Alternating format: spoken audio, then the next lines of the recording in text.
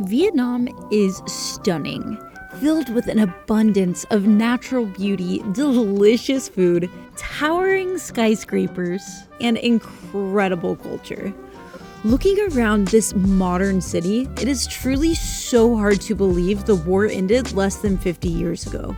But the war is an essential chapter of history. So today we are headed outside of this modern metropolis to the Cu Chi tunnels to crawl through history.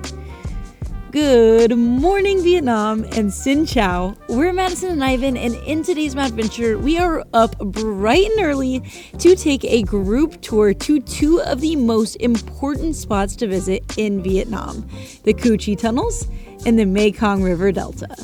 It's kind of a yin and a yang experience as well, going from like the historic war area to a more natural experience of like handicrafts and coconuts and farms. It's going to be very unique and amazing. Let's madventure. Our tour van picked us up from our Airbnb and off we go. Our tour today was booked through Viator, and we will link the details in the description of this video so you can take it too. I kind of have a love-hate relationship with group tours. There's a side of me that wants to get out and explore by myself, to find the most authentic travel experience, to take our time like truly experiencing a place and like actually getting a local feel for it. There's also a part of me that absolutely loves group tours. Group tours are the only way that you can ensure that you will meet a local who will give you a local perspective on what you're doing.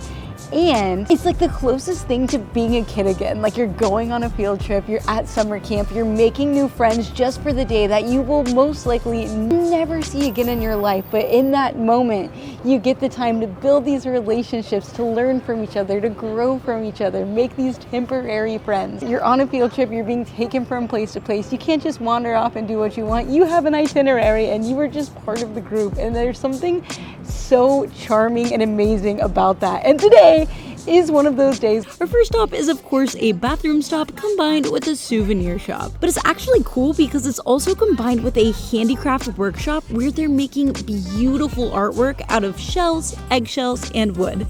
It's so cool to see and learn the process. Unfortunately, as full-time travelers, we can't buy any artwork, but fortunately, they also sell delicious fresh cut mango.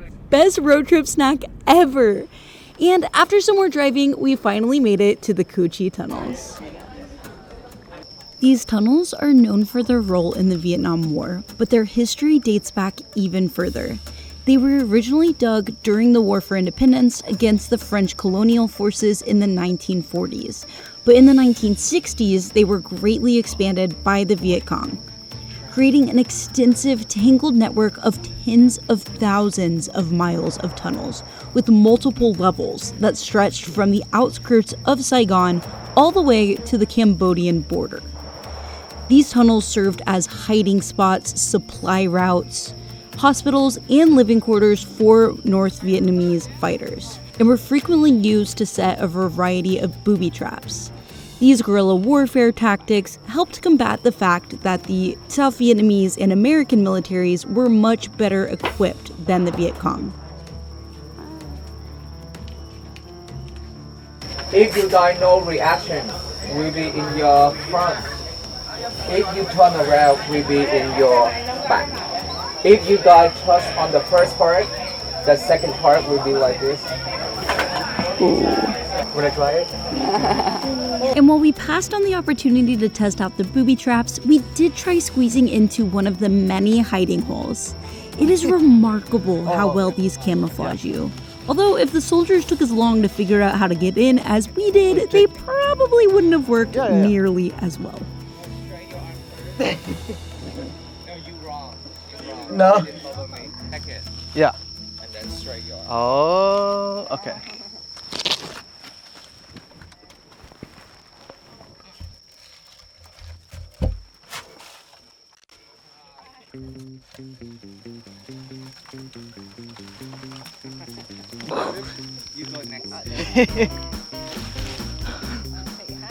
It is tight.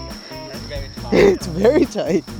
The tunnels and hiding spots are so tight that the average American soldier did not fit.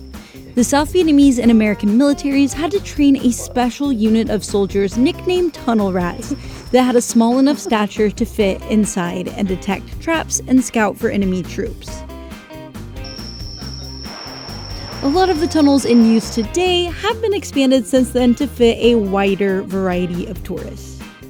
They also used dogs to find the hiding places, but our guide too told us that some Viet Cong soldiers actually snuck onto an American military base and stole soap to use to trick the dogs into thinking that they were American.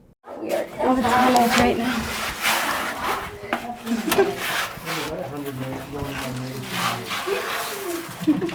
At the height of their use, the tunnels weren't just military. They housed civilians too in entire underground villages with living quarters, kitchens, factories, hospitals. At their peak, around 18,000 people lived in the tunnels, in the heat, with very little lighting or ventilation. Oh my gosh, it gets narrower. All right, left or straight? Do you want to do the 100? Yeah. This is so intense. It is super hot and stuffy in here, and I am not the biggest fan of enclosed spaces. Step down. Watch your head here. We'll drop here. Oh, you can see the footprints. We had the chance to get out after crawling through for 40 meters, but Ivan and I are pressing on and doing the full section of the tunnel. This is so intense because our guide isn't with us here. Ivan is leading the way and only one other couple chose to keep going with us. There's a bigger Are we drop. going down? Yeah, we're going down. Okay. Whew. Look up there. Yeah. It's kind of starting to freak me out. No, we're fine. All right, this is a bigger drop.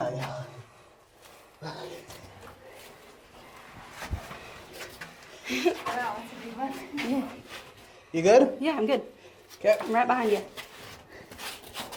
Our guide two's grandmother actually spent a few days living in the tunnels. Talking without sound, walking without footprint, and cooking without smell. Only 5 days in the tunnel and then she moved away. For her, one more day looked like one more year. For us, those 100 meters were more than enough time to spend down there. Yeah, I think we're here. Yeah. That extra bit was intense. 60 feels easy, but 100, not so much. I think it's the heat that also gets to you. Hello, we're coming. Shh, everyone, shh.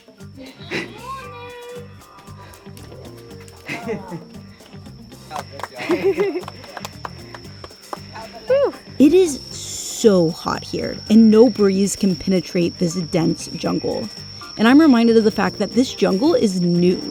The entire jungle around us was destroyed during the war and replanted, so as dense as it is now, it would have been much, much denser. 2 shows us that these termite mounds we've been seeing everywhere are actually ventilation for the tunnels. And he shows us these unique shoes Viet Cong soldiers made from tires. To wear it, you turn them back.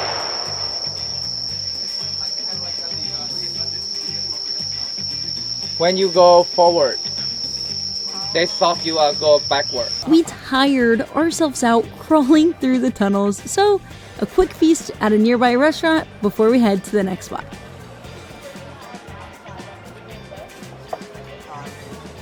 Our next spot is the Mekong River Delta, known for its beauty, agriculture, handicrafts, and cultural experiences.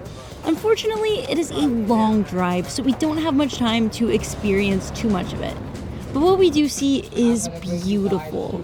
We take a boat across the river to an area that's kind of designed for tourists, where we walk through a beautiful garden, try the local fruit, visit a coconut candy shop where we actually see them making the candy, taste snake wine. Give it a kiss. Whoa. He's dead. A rice wine literally fermented with an entire cobra inside of it that is traditionally believed to have several health benefits, from pain relief to boosting vitality. It really just tastes like a typical rice wine, but with a little more of an earthy flavor. I'm not the biggest fan, but luckily we have freshly made coconut candy as a chaser, and that is truly delicious. You got peanut, Family, they cut it again, like chew, caramel. If you want to make a candy, you should have Brownie, the very yeah. old coconut. We wander down lanes of souvenir shops to some smaller boats that we hop on for a look at the more tranquil local life that is based around the river.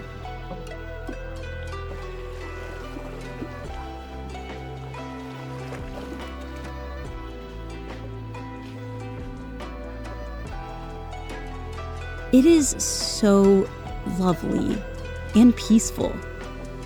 Other than the many times our boat rower poked me to ask for a tip, even after we tipped him. They dropped us back off at our big boat, which brought us back to our van, which dropped us back off at our Airbnb in Ho Chi Minh City. What a day! Our guide too was fantastic. He definitely brought such a good perspective of someone whose family had experiencing the tunnels and seeing how life would have been for soldiers back then on both sides, and just the heat and the tiny enclosed spaces. That entire jungle was destroyed and has been replanted and is growing since the war. So as thick and intense as the brush was today, to imagine how absolutely, literally wild the brush would have been back then. And to like get into the tunnels and crawl through, and just even just crawling through 100 meters was a lot. And there were people who were living in the tunnels during that time. Very interesting and unique experience. It was highly worth going to. That was incredible. Now, the river delta. The river was cool, but I think it's more of a trailer for the true experience. To truly experience the river delta, I think you need to go and do an overnight homestay experience. There are tours that are offered, multi-day tours where you stay the night on a farm and you experience the farming practices over there, do some fishing. But what we did today was like a nice little sneak preview of it, getting to try the local candy, see all the coconuts growing, and just get out on the river. It was beautiful and serene, but it was quick. We spent like at least half of our day driving. Met so many great and interesting people with so many unique stories today. On top of that, getting the amazing special experiences and walking through history. Like, you can't ask for anything better. This was such a fun day. Made especially fun by you joining us. Thank you so much for being part of this madventure. Please hit those subscribe and like buttons. It helps us out a ton. Check out the tour we took today in the link below, and the multi-day tours I'd recommend if you have more time. And we'll see you on the next one.